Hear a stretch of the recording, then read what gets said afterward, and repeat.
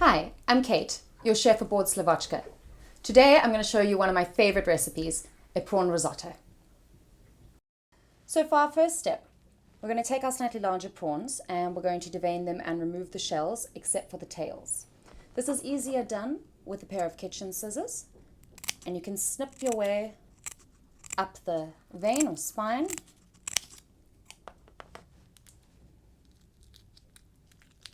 Peel back the shell, making sure that you leave on the tail for decoration on top of the risotto.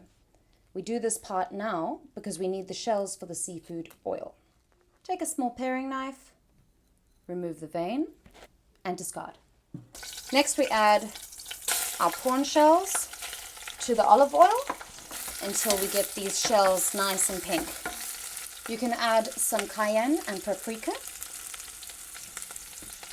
You're going to keep stirring until all the oil has evaporated. Give it a small sprinkle of salt. Add your onions and garlic. Make sure it's on a low heat. Cover with a lid and sweat for 10 minutes. Add your oil and butter. Then on a gentle heat, let this melt and absorb the color that we've created so far. You can see it simmering nicely. We're going to add our 2 tablespoons of tomato paste now.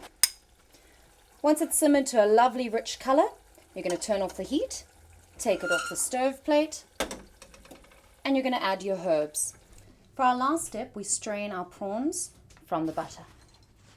For our second section, we're going to be making our Parmesan cream. We've got our prawn butter from previously, your cream, which I'll explain in a moment, freshly grated Parmesan, lemon, white pepper and salt, and a little bit of paprika.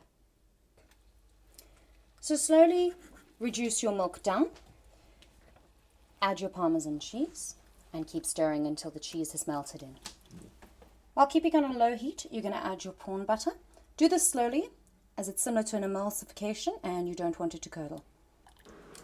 For the risotto, we're going to need some stock, the risotto itself, a seasoning, butter and olive oil, a little bit of dry white wine, although you can use vermouth, cream, and finely chopped onions. First we add our butter and olive oil. Next we add our onions. Once it's sauteing nicely, add your risotto. Now we add stock. About midway, you can add your dry white wine.